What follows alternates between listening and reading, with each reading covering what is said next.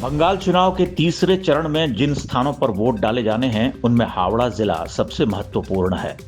2016 के विधानसभा चुनाव तक ममता बनर्जी की तृणमूल कांग्रेस का यहां एक छत्र राज चलता था। तृणमूल कांग्रेस ने हावड़ा जिले की 16 में से 15 सीटों पर विजय प्राप्त की थी। भाजपा यहां मार्क्सवादी कम्युनिस्ट पार्टी और कांग्रेस के बाद चौथे नंबर की पार्टी हुआ करती थी, लेकिन बीते 5 साल में हावड़ा के चुनावी समीकरण तेजी से बदल चुके हैं। 2019 के लोकसभा चुनाव के आंकड़ों पर दृष्टि डालें तो पता चलता है कि मार्क्सवादी कम्युनिस्ट पार्टी और कांग्रेस का अस्तित्व लगभग समाप्त हो चुका है। अब तृणमूल कांग्रेस के एकाधिकार के लिए भाजपा सबसे बड़ी चुनौती बनकर उभर चुकी है। लोकसभा चुनाव में तृणमूल कांग्रेस ने 50% से अधिक वोट प्राप्त किए, लेकिन भाजपा के वोट भी 38% हो गए, जबकि इस समय तक भाजपा का संगठन भी इस स्थिति में नहीं था कि धरातल पर ममता बनर्जी की हिंसा आधारित राजनीति का मुकाबला कर सके। हावड़ा में सरकारी प्रशासन का राजनीतिकरण खुलकर हुआ है। प्रशासन की पूरी बागडोर तृणमूल कांग्रेस के स्थानीय कैडर के हाथ में है। ये स्थिति आप इसी बात से समझ सकते हैं कि हावड़ा देहात के एसपी की पत्नी वहां से तृणमूल कांग्रेस के टिकट पर चुनाव लड़ रही है। ममता बनर्जी सरकार के कुशासन को लेकर यहाँ के लोगों में असंतोष बहुत है, लेकिन कोई भी कुछ बोलने को तैयार नहीं होता। कहने को हावड़ा एक महानगरीय क्षेत्र है, लेकिन यहाँ आधारभूत ढांचे में सुधार का कोई काम पिछले 10 वर्ष में नहीं हुआ। बरसात के मौसम में पानी की निकासी यहाँ की सबसे प्रमुख समस्या है। 26% से अधिक लोग इसे महत्वपूर्ण मुद्दा मानते हैं। पेयजल का संकट, ट्रैफिक जैम और सड़कों की हालत को भी लोग महत्वपूर्ण चुनावी मुद्दा मानते हैं। बीते 2-3 वर्ष में हावड़ा में बीजेपी का जनाधार तेजी से बढ़ा है। लोग उसे तृणमूल कांग्रेस के विकल्प के रूप में देख रहे हैं, लेकिन चुनावी परिणाम इस बात पर निर्भर करते हैं कि मतदान कितनी निष्पक्षता और भयमुक्त माहौल में हो पाएगा। नमस्कार, बदलाव की बयार पश्चिम बंगाल विधानसभा चुनाव पर हमारी इस विशेष सीरीज में आज हम पहुंचे हैं हावड़ा जिला, जहां की 16 सीटें, लेकिन प्रभाव तृणमूल का सर्वाधिक दिखता है। हावड़ा के ग्रामीण अंचल और शहरी अंचल दोनों ही जगह तृणमूल का कब्जा है, लेकिन समस्याएं हावड़ा में भी बंगाल के अन्य जिलों की तरह खूब दिखती है। और आज इसी पर चर्चा के लिए हमारे साथ 2 विशेष मेहमान मौजूद हैं। राजीव मेटी जी अधिवक्ता हैं, कानून की पेचीदगियों को समझते हैं, किस तरह से वह राजनीति करवट ले रही है इस पर भी उनकी नजर है। साथ में आनंद राय जी शिक्षक हैं। आप शिक्षक होने के साथ साथ राजनीतिक समीक्षक भी हैं, टिप्पणीकार भी हैं, लिहाजा आप दोनों का मत इस शो में हमारे लिए बहुत महत्वपूर्ण होगा। बदलाव की बयार, सबसे पहला प्रश्न आनंद राय आपसे। आप हावड़ा की स्थितियां जो पिछले कई वर्षों से आपने देखी हैं, हावड़ा में आज चुनावी स्थिति आज की क्या है? यानी एक तो ये कि जो मौजूदा स्थिति विधानसभा में है, और एक जबकि अलग अलग पार्टियां इस पूरे जिले के अंदर जब जोर लगा रही हैं, किस तरह की स्थिति देखते हैं? बदलती हुई कोई बयार देखते हैं? जी देखिए, निश्चित रूप से ही जिस तरह पूरे पश्चिम बंगाल में एक परिवर्तन की बयार बह रही है, वही बयार हावड़ा में भी है। मैं ये मानता हूं कि आज के समय पश्चिम हावड़ा जिले के लगभग सारी सीटें तृणमूल कांग्रेस के पास है। उसके बावजूद उनका जो काम रहा, उनका जो काम करने का तरीका रहा, उस तरीके के कारण उनके एक मंत्री लक्ष्मीकांत शुक्ला जो थे वो इस्तीफा दे चुके थे। उनके सिटिंग विधायक जो शिवपुर विधानसभा और सकरैल विधानसभा से थे वो इस्तीफा दे दिए। उनके एक बहुत बड़े कद्दावर नेता राजीव बनर्जी जो स्वयं हावड़ा से आते थे, उन्होंने भी इस्तीफा देकर भाजपा का दामन थाम लिया है। तो देखिए, जिस तरह से परिवर्तन ये चल रही है और जैसा आज जो जमीनी हकीकत दिख रहा है, तृणमूल कांग्रेस के द्वारा जो अत्याचार और अनाचार जो किया जा रहा है, जितना तोलाबाजी और कटमनी लिया जा रहा है, उसके खिलाफ आज हावड़ा की जनता लगभग तैयार है कि परिवर्तन करना है। तो मुझे नहीं लगता इससे कोई बहुत विशेष फर्क पड़ेगा कि सारी की सारी सीट तृणमूल के पास थी इस गत चुनाव में और इस बार उनके हाथों से निकल जाए, बहुत बड़ा असर नहीं होगा। एक फैक्ट ये भी है आनंद, जो हम जानते हैं कि हावड़ा से जो 2 सांसद हैं वो भी तृणमूल के हैं, यानी अभी तक भारतीय जनता पार्टी की अगर बदलाव की बयार उस सेंस में हम देख रहे हैं तो भारतीय जनता पार्टी की प्रेजेंस अभी ना के बराबर है। लेकिन आपने जैसा बताया, कुछ जमीन से जुड़े नेता तृणमूल के थे, तृणमूल के स्टाइल से, कार्यशैली से नाराज होकर के ममता के वो भारतीय जनता पार्टी की ओर शिफ्ट हुआ। जाहिर है उसका एक कनेक्ट फिर जमीन से जुड़ता भी है, भारतीय जनता पार्टी के फुटप्रिंट्स भी पड़ते हैं। राजीव बेटे, मेरा आपसे सवाल, आप भी हावड़ा के रहने वाले हैं, कुछ कानून की बारीकियों को भी आप समझते हैं। ममता बनर्जी के शासन काल को आप इस 10 साल के, और उससे पहले 34 साल की बात हम अभी नहीं करेंगे, इस 10 साल के शासन को आप किस तरह से आंकते हैं? क्या वो नागरिकों के हित में था? क्या वो संविधान की मर्यादाओं के अनुकूल था?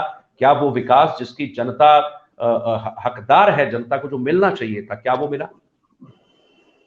देखिए, पहला जो बात है, यहाँ पे एक हावड़ा कॉरपोरेशन है। तो हावड़ा कॉरपोरेशन चुनाव लगातार 3 साल हो गया, लेकिन अभी भी हावड़ा कॉरपोरेशन चुनाव ममता बनर्जी नहीं करा पाई। हावड़ा एक कॉरपोरेशन, क्योंकि कॉरपोरेशन एक्ट है, म्युनिसिपल कॉरपोरेशन एक्ट है, उसमें बोला गया है कि जब तक मियाद खत्म हो जाता है, जैसे 5 साल खत्म हो गया, उसके बाद 1 महीने के अंदर अंदर आपको चुनाव प्रक्रिया खत्म कर देनी पड़ेगी। लेकिन वो आज तक 3 साल हो गया, लेकिन वो आज तक वो मियाद खत्म भी हो गया और वो कंप्लीट भी नहीं कराई चुनाव। ये किस लिए हो रहा है? क्योंकि उनको डर है। क्या डर है? कि खाली अवैध निर्माण हुआ। ये जो 3 साल नहीं तो 5 साल और 3 साल, टोटल मिला के 8 साल की जो सत्ता है कॉरपोरेशन की, जो 66 वार्ड्स है, उसमें खाली अवैध निर्माण हुआ। ना तो रास्ता है ठीक ठाक, ना तो पानी है, ना तो वैसे सुख सुविधाएं हैं। अब काउंसिलर्स का क्या है कि उन लोग सर्टिफिकेट्स लिखते हैं, रेसिडेंशियल प्रूफ्स लिखते हैं, ठीक है, बर्थ प्रूफ्स लिखते हैं, ठीक है। तो ये सब में क्या है कि आज सुख सुविधाएं जो नहीं है, आज वो एमएलए की तरफ जाना पड़ रहा है लोगों को। और लोग यहाँ पे क्या है कि लोग जब एमएलए की तरफ जाते हैं तो वो एमएलए उन लोग को पूर्ण तरीके से सहायता नहीं कर रहे हैं। तो ये बहुत बड़ा केओस क्रिएट हो रहा है और बहुत तकलीफें हो रही है लोगों को। ठीक है राजीव, आपने बताया अवैध निर्माण एक बड़ी समस्या है। 67 वार्ड जितने भी हैं उसके अंदर लगभग सभी जगह अवैध निर्माण निरंतर होता रहा पिछले 8 सालों में, और ममता के राज में ये हुआ। और एक टर्म जो हम सुनते हैं उसके ऊपर भी मैं चर्चा करूंगा, कट मनी, एक बड़ी शानदार टर्म बंगाल से निकली है, पूरा देश इसको देख रहा है। ये कट मनी नाम की चीज भी कोई होती है, फिर तोलाबाजी भी कुछ होता है, वो भी पूरा देश इस वक्त समझ रहा है। मूलभूत समस्याओं की जब मैं आपसे बात कर रहा था, मैं वापस आनंद जी के पास जाता हूँ। आनंद जी, आप बरसों से इस जिले में हैं, हावड़ा में। नागरिकों के लिए जो मूलभूत जो उनकी आवश्यकताएं होती हैं, बिजली, पानी, सड़क, अवैध निर्माण के कारण अतिक्रमण हुआ, बहुत दिक्कतें हुई, वहां नागरिक अधिकारों का भी अतिक्रमण हुआ, ये तो दिखता है। बिजली, पानी और सड़कें, इन तीनों का आनंद जी क्या हाल है हावड़ा? अब देखिए, मैं आपको बता दूं कि मेरा जन्म हावड़ा में है और जन्म से लेकर आज मैं नौकरी भी हावड़ा में ही कर रहा हूँ। और बिजली, पानी और सड़क जो किसी भी साधारण इंसान के लिए एक बहुत ही एसेंशियल चीज है। आज उसकी स्थिति अगर हावड़ा शहर में मैं देखूं, बिजली की बात करूं तो शायद मेरी जानकारी जहां तक है, पश्चिम बंगाल में इलेक्ट्रिसिटी रेट पूरे भारत में सबसे ज्यादा है, जो हर एक गरीब इंसान या साधारण इंसान के लिए। देखिए, एक लेयर होता है जो अपर क्लास का, वो बहुत पतला लेयर है और बहुत कम लोग आते हैं, उनके लिए कोई बड़ी चीज नहीं हुई। अगर रेट भी ज्यादा है तो वो चल मैनेज कर लेते हैं। जो एसी घरों में, एसी गाड़ियों में घूमते हैं, वो मैनेज करते हैं। लेकिन जो मजदूर है, जो सुबह कमाता है और शाम को खाता है, या जो मध्यम वर्ग के लोग हैं, जो एक छोटी सैलरी से अपना घर चलाते हैं, उनके लिए बहुत बड़ी बात है कि इलेक्ट्रिसिटी रेट पूरे पश्चिम बंगाल में पूरे देश से सबसे ज्यादा है। महंगी बिजली। और दूसरा चीज आपने जो पूछा, पानी और सड़क। देखिए, पानी की स्थिति यह है कि हावड़ा कॉर्पोरेशन के द्वारा जो पानी की व्यवस्था हमें दी जाती है, जो दिन में 3 बार जो पानी आता है, उस पानी की स्थिति ऐसी है, अगर आप उसको अगर बिना छाने अगर लेते हैं तो पीने योग्य नहीं होती। क्योंकि अगर लोग उसको लेते हैं आज भी। आप अगर खुद आके हावड़ा में देखिएगा तो उस पानी में पिल्लू और कीड़े, कभी कभी तो सांप के बच्चे भी पानी में निकलते हैं। अरे अब सोचिए कि अगर इस तरीके का व्यवस्था अगर पेयजल का हो तो साधारण लोग कहाँ जाएंगे और गरीब लोग कितना उसमें वो कर सकते हैं। और सड़क की नहीं, स्थिति तो माइती जी ने जैसा कहा कि 3 वर्ष हो गए कॉर्पोरेशन का चुनाव नहीं हुआ, तो सड़क में गड्ढे हैं या गड्ढे में सड़क है। ये कुछ दिन के बाद बरसात जब शुरू होगी आपको दिखता है कि अगर 10 मिनट बारिश हो जाता है तो हावड़ा में बहुत से ऐसे इलाके हैं 10 मिनट के बारिश में 2 दिन तक जल जमाव वहाँ लगा रहता है। निकासी की समस्या सबसे बड़ी यहाँ पे है। और ये यानी सिर्फ आपकी बात से मुझे ये समझ में आया कि मूलभूत जो काम जो जनता के लिए होने चाहिए थे, बाकी चीजों पर हम बाद में आएंगे कि इंडस्ट्री क्या है, रोजगार क्या है, कृषि क्या है, लेकिन पीने का साफ पानी जिस देश में एक राज्य में ना मिले और वो राज्य विकास के बड़े बड़े दावे करे, वो अपना गोत्र भी बताए, वो बड़े बड़े अमर्यादित शब्दों में बंगाल की जनता को ये बताए कि राजनीति कैसी होती है, और जहां राजनीतिक हिंसा चरम पर हो वहां इस तरह की चीजें होना, बिजली पानी सड़क जैसी बुनियादी चीजों से जनता को दो चार होना, ये अपने आप में बड़ा सवाल है। एक, चूंकि आप कानून को जानते हैं राजीव, और अदालतों में आपका आना जाना खूब है, तो आपका वास्ता जो है पुलिस प्रशासन से भी पड़ता होगा। ममता के राज में, तृणमूल के 10 साल के राज में पुलिस प्रशासन ने कितनी ईमानदारी से अपनी भूमिका को निभाया, यानी थानों में यदि कोई आम जन कोई कंप्लेंट लेकर जाता है, कितनी ईमानदारी संजीदगी के साथ उसके साथ व्यवहार होता है, और क्या पुलिस का कहीं कोई खौफ है, यानी कानून व्यवस्था की कोई हाल जिसको हम कह सकते हैं कंट्रोल में है, या 10 साल के अंदर उसका भी वही हाल हुआ जो बिजली पानी सड़क का है? देखिए, बहुत बड़ा एग्जाम्पल है जो अभी 27 फरवरी को एक महिला, हमारे एक बीजेपी कार्यकर्ता है, न्यूज में आया था, उनके जो मदर है उनको भी पीटा गया और उनको भी मारा गया। कहानी क्या था कि जब उनके बेटे को मारा जा रहा था तो उनकी जो चीख थी बेटे की, उसको सुन के वो डायरेक्टली बाहर आई। और जब वो बाहर आई तो क्या हो गया, तृणमूल के गुंडे उनका सर को क्या किए, दीवार से धक्का मार के पटक दिया। तो 27 फरवरी को ये घटना हुई थी। लगातार 1 महीना उनका इलाज चला और 2 दिन आगे उनका डेथ हुआ। अभी तक कानूनी कार्रवाई कुछ नहीं हुई, एक भी गिरफ्तार नहीं किए गए, कोई भी पर्सन गिरफ्तार नहीं हुआ। हावड़ा में ऐसे कई विभाग हैं, कोई बहुत सारे पुलिस स्टेशन ऐसे हैं जहां पे लोग डरते हैं जाने के लिए, अपना रिपोर्ट लिखाने। हम लोग जाते हैं तभी जाके उन लोग काम करते हैं। एक वकील को जाना पड़ता है, डायरेक्टली एक चिट्ठी को ड्राफ्ट करके उसको अलाउ करवाने में एफआईआर एकदम पुलिस लेता नहीं है जब तक हम लोग प्रेशर क्रिएट नहीं करते हैं। ये जनता का अवस्था है। छोटी छोटी बातें, तृणमूल के गुंडे इतने बढ़ गए हैं, तोलाबाजी इतना बढ़ गया है कि शाम को लड़की लोग 7-8 बजे के बाद बाहर निकल नहीं पाती। मोहल्ला में दारू पी के लड़के कमेंटबाजी करते हैं, और अगर उनके ही कोई भाई या परिवार के पापा कोई भी आके विरोध करते हैं तो उन लोग को मारा जाता है, पीटा जाता है। फिर वो जब पुलिस स्टेशन जाते हैं उनका रिपोर्ट नहीं लिखा जाता है। तो ये तो, और ये सब लोकल गुंडों को संरक्षण कौन देता है? जैसे आप कह रहे हैं कि मोहल्ले के किनारे चौक चौबारों पर इस तरह के लड़के गुंडे खड़े होते हैं, इनको संरक्षण कहां से? टीएमसी के जो बड़े बड़े नेता हैं वो इनको संरक्षण दे रहे हैं, क्योंकि सरकार तो इन्हीं की है। टीएमसी के ऐसे बड़े बड़े नेता हैं, जब महिलाएं जाती है कंप्लेन दर्ज कराने पुलिस के पास, तो टीएमसी के जो नेता है वो खुद फोन करके पुलिस को धमका देते हैं कि इनका रिपोर्ट नहीं लिया जाए, मेरे लड़के हैं, उनको जो करना है करने दिया जाए। तो ऐसा तो अवस्था है। ठीक है आनंद, एक बार फिर आपके पास आता हूं। कानून व्यवस्था की भी लगभग वही स्थिति है, और मुझे लगता है यदि वाकई जनता इतनी त्रस्त है तो 10 साल से तृणमूल के राज को उन्होंने देखा, और इस बार शायद बदलाव की ओर जनता भी बदलाव के पक्ष में है, और इस पश्चिम बंगाल के बाकी जिलों की तरह हावड़ा के लोग भी शायद इस बार बदलाव की ओर अपना काम करेंगे। मुझे आपसे ये समझना, ये तो हुआ बिजली पानी सड़क और कानून व्यवस्था का हाल। यहां पर सबसे एक इंपॉर्टेंट मुद्दा जो है वो है कृषि जो है वो किस स्तर की यहाँ पर होती है, हावड़ा और कृषि के साथ जुड़ा हुआ पूरा एक एग्रो का इकोसिस्टम, उसकी क्या स्थिति है? क्या 10 साल में उस पर कोई काम हुआ? क्या वो थोड़ी बेटर हुई या वहां भी लगभग वैसा ही हाल है जो अभी तक हमने चर्चा की? नहीं, बेटर तो मैं नहीं कहूंगा, और बदहाल हुई है स्थिति ये जरूर कहूंगा।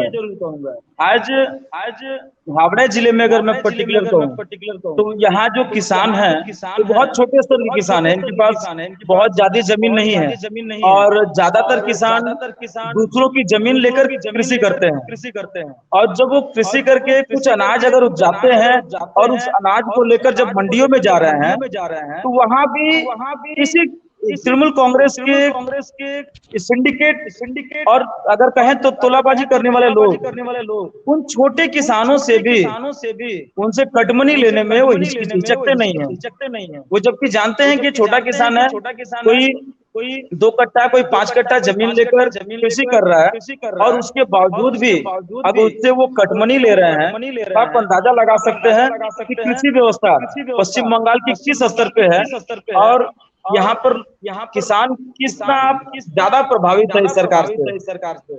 और एक बात और मैं जोड़ूंगा इसमें कि आप सोच सकते हैं किसानों के हित के लिए सरकार कितना सोच रही होगी कि जब केंद्र द्वारा किसान सम्मान निधि जब हर एक किसान को देने की बात कही गई तो पश्चिम बंगाल में प्रतिबंधित किया गया इस चीज को। और अभी कुछ दिन पहले चुनाव के माहौल जब शुरू हुए तब माननीय मुख्यमंत्री ने इस चीज की सहमति दी कि ठीक है हम लोग देंगे, परंतु जहां तक मेरी जानकारी है, मैंने जो अखबारों या टीवी में देखा पढ़ा है, अभी तक किसानों की पूरी सूची केंद्र के पास भेजी नहीं गई है। तो किसानों के लिए उदासीन रवैया जो तृणमूल कांग्रेस कर रहा है वो किसानों की स्थिति पर बदतर के लिए जिम्मेदार है। राजीव, आपके पास आता हूं जरा। कृषि की बदतर स्थिति के बारे में चर्चा हुई, इससे जुड़ा एक और मसला आता है रोजगार का, इससे जुड़ा एक और मसला आता है इंडस्ट्री का, क्योंकि इंडस्ट्री एक ऐसी चीज है जो एक पूरा का पूरा इकोसिस्टम हर किसी भी जगह पर क्रिएट कर सकती है। हावड़ा जैसा शहर जो कभी माना जाता था एक बड़ा शहर है, वहां बहुत यानी कलकत्ता का, बंगाल का एक नामी मतलब शहर माना जाता था हावड़ा। वहां इस समय इंडस्ट्री की क्या स्थिति है, और इंडस्ट्री के साथ जब हम बाकी चीजों को जोड़ते हैं, इंडस्ट्री के साथ रोजगार है, मार्केट है, बाकी अर्थव्यवस्था है, उस तरह की क्या स्थिति है राजीव? देखिए, इंडस्ट्री तो पूरा बेहाल हो चुका है हावड़ा में, क्योंकि बहुत सारी यहाँ पे इंडस्ट्रीज है, जैसे जूट मिल्स लगातार आंदोलन करके बंद करवा दिया गया। ऐसी बहुत सारी जूट मिल है जो अभी बंद पड़ी हुई। जैसे फॉर एन एग्जांपल क्या है कि ये आंदोलन किन्होंने किया? ये आंदोलन किनके थे? टीएमसी के जो आपके यूनियन ट्रेड यूनियंस है, तो वही आंदोलन करके, जैसे देखिए 9% आपको इंसेंटिव मिलेगा, तो वहां पे झमेला करके उन लोग 12% 13% करने का प्रेशर डाला गया। तो वहां पे 13% 14%, अब अगर आप मालिक को दबाव दे के बोलिएगा कि ये करना है, तो अगर नहीं होगा तो ऑटोमेटिकली वो बंद होगा। तो यूनियन तोलाबाजी वहां पे की, लाखों रुपया खा गई, लेकिन अल्टीमेटली क्या हुआ, वो चालू भी नहीं हुआ, वो अल्टीमेटली बंद हो गया। जैसे डनलप टायर्स बहुत बड़ा इंडस्ट्री था बंगाल में, लेकिन वो बंद हो गया था, और उसके बाद तृणमूल प्रतिश्रुति दी थी कि वो चालू किया जाएगा, लेकिन अभी तक वो भी चालू नहीं हुआ। बाटा जैसी बड़ी कंपनियां हैं वो सब बंद हो चुकी हैं। आज आप देखिएगा कि हावड़ा से हमारे यूथ लड़के लड़कियां पलायन कर रहे हैं। कहाँ पलायन कर रहे हैं? दिल्ली और बेंगलोर जैसे सिटीज में। तो यहाँ पे रोजगार नहीं है बोल के वो पलायन कर रहे हैं, अपने माता पिता के साथ रह नहीं पा रहे हैं।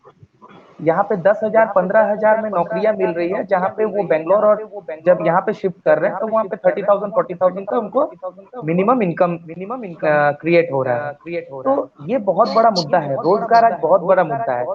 और आनंद राय जी बोल रहे थे कृषि में, तो मैं और एक चीज ऐड करना चाहूंगा उसमें कि जैसे नंदीग्राम में जो प्रॉपर्टी लेके विवाद हो गया, आज क्या हुआ वहां पे, आज पूरा का पूरा इंडस्ट्री डेवलप हुआ, लेकिन वो इंडस्ट्री बंद करवा दिया गया।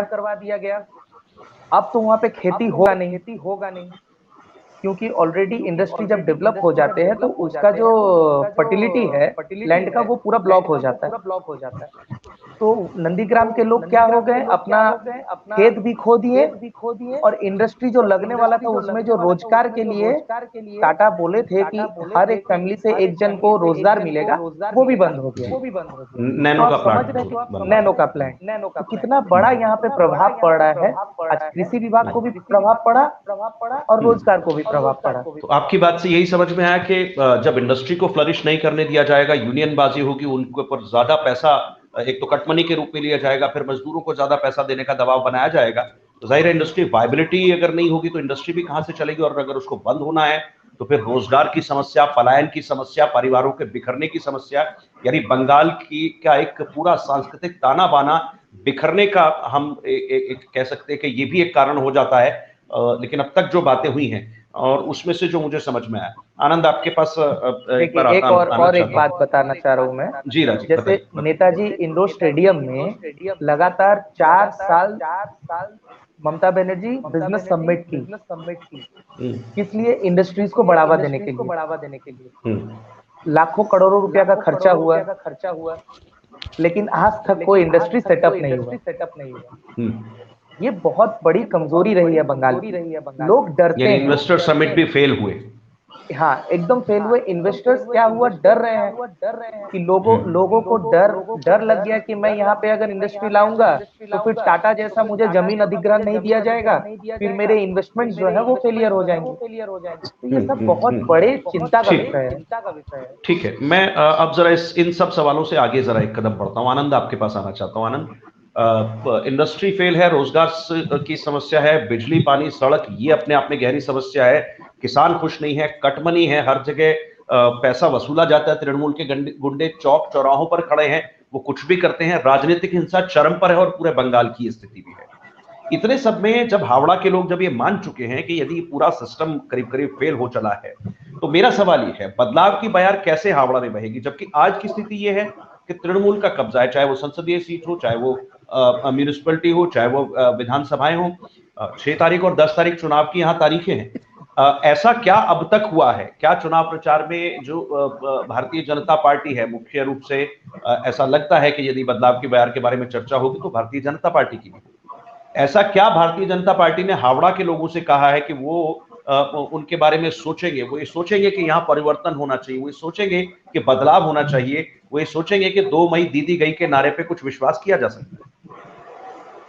जी जरूर, मैं ये बताऊं, हावड़ा में जहां तक भारतीय जनता पार्टी के नेताओं का जो बात रहा है, सबसे मूलभूत बात जो बिजली सड़क पानी इसकी व्यवस्था को सुधारना, सिंडिकेट और तोलाबाजी को बंद करना, महिलाओं को सुरक्षा देना और जितने बंद कल कारखाने हैं उनको खोलने की व्यवस्था करना और उनको और उन्नत करना। इस चीज का बात कर भारतीय जनता पार्टी आगे बढ़ रही है। और हमने देखा है जब पश्चिम बंगाल में परिवर्तन होती है तो एक बहुत ही साइलेंट वेव साधारण लोगों के अंदर रहती है और वो इलेक्शन के समय वो दिखता है। जो आज वो दिख रहा है साधारण जनमानस, क्योंकि बड़े बड़े नेता आ रहे हैं। अभी कुछ 2-3 दिन पहले ही माननीय मुख्यमंत्री का सभा हावड़ा के डुमरजला में हुआ और हम लोग क्योंकि साधारण लोग हैं और एक मुख्यमंत्री आके हमारे जिले में सभा करके चली जाती हैं और किसी को खबर तक नहीं हो पाता है, क्योंकि अब साधारण लोग उनसे मोह भंग हो रहा है। तो इससे ये समझ में आ रहा है कि परिवर्तन तो है, निश्चित रूप से है, और लोग उनसे इतना उब चुके हैं, उनके तोलाबाजी कहें या सिंडिकेट राज से इतना उब चुके हैं कि भारतीय जनता के 10 पार्टी साल के राज में भ्रष्टाचार से लगभग थक चुके हैं। राजीव, अंतिम टिप्पणी आपसे चाहूंगा। दोनों पार्टी के मैनिफेस्टो हावड़ा की जनता के भी सामने है, जैसे पूरे राज्य की। हावड़ा के अंदर चूंकि आपका काम भी वैसा है जैसा आनंद जी का है, आप भी पब्लिक के बीच जाते हैं, लोगों के सेंटिमेंट्स को रीड करते हैं, क्या सेंटिमेंट्स इस समय हावड़ा में जनता का लग रहा है? देखिए, लगातार अभी हावड़ा में टोटल 16 सीट है, ग्रामीण 8 और आपका टाउन 8। तो आप देख ही रहे हैं कि इतना इतना व्यवस्था बिखरा पड़ा हुआ है हर चीजों को लेके, तो लोग त्रस्त हो गए त्रस्त होके लोग परिवर्तन चाह रहे हैं। आज आप एक बात देखिए कि 2 दिन आगे ममता बनर्जी बोल रही हैं कि सीआरपीएफ को भगाओ। तो सीआरपीएफ उनके नजर में गुंडा है। जो पूरे देश में सीआरपीएफ जैसे जवान हर जगह में कोई भी दिक्कत होता है तो वो पहले जाते हैं, तो उनको आप बोल रहे हैं कि ये दुश्मन है हमारे। तो आप तो तुष्टीकरण का राजनीति कर रहे हैं हर जगह, सुरक्षा बलों पर भी राजनीतिक आरोप लगाना पूरा।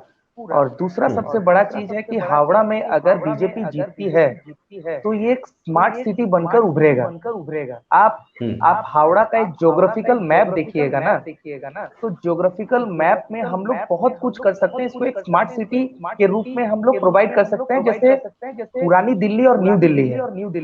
न्यू दिल्ली एक प्लान्ड सिटी है, तो हावड़ा भी हमारा एक प्लान्ड सिटी बनके उभर सकता है। हमारे यहाँ पिछले 10 साल से एक फ्लाईओवर नहीं बनी। देखिए उत्तर हावड़ा है और बाली है, वहां पे बहुत जाम लगता है। तो अगर उस साइड 2-3 फ्लाईओवर बन जाता है तो हम लोग डायरेक्टली बाली कनेक्ट कर सकते हैं बेलूर मठ से आप हावड़ा मैदान डायरेक्ट कनेक्ट कर सकते हैं, जो आपका दोस्त हार्डली 5 से 10 मिनट में पहुंच जाएंगे। तो तृणमूल सरकार यानी इंफ्रास्ट्रक्चर पे आपकी बात मेरे को समझ में आई राजीव। तो बेसिकली क्या कि बुनियादी जो आधारभूत ढांचा है वो भी इंफ्रास्ट्रक्चर भी बहुत कम है। यानी हावड़ा में संभावनाएं बहुत है, लेकिन पिछले 10 साल में ना तो तृणमूल ने, उससे पहले लेफ्ट फ्रंट की सरकारों ने उस संभावनाओं को उसको एक्सप्लॉइट करने की कोशिश की। उसके उलट इंडस्ट्री को वहां से जाना पड़ा, क्योंकि कटमनी तोलाबाजी जैसी समस्याएं हुई। इंडस्ट्री के लिए वायबल एटमॉस्फेयर नहीं बना, लिहाजा समस्याएं सबके लिए है, क्योंकि इंडस्ट्री जाती है तो पूरे के पूरे क्षेत्र का विकास रुकता है। और शायद इसी विकास के नारे को लेकर के भारतीय जनता पार्टी बंगाल में पूरे दमखम के साथ जोर लगा रही है। आप दोनों का बहुत बहुत शुक्रिया। लेकिन मुझे लगता है कि जो बातें आपने बताई हैं बदलाव की बयार के पक्ष में, वो कितना जाएंगी इस पर जरा देखना होगा, क्योंकि हावड़ा के लोग त्रस्त हैं, ये बात तो समझ में आई है। राजीव मेटी और आनंद राय, आप दोनों का बहुत बहुत शुक्रिया हमारे इस शो में हमारे साथ जुड़ने के लिए। नमस्कार।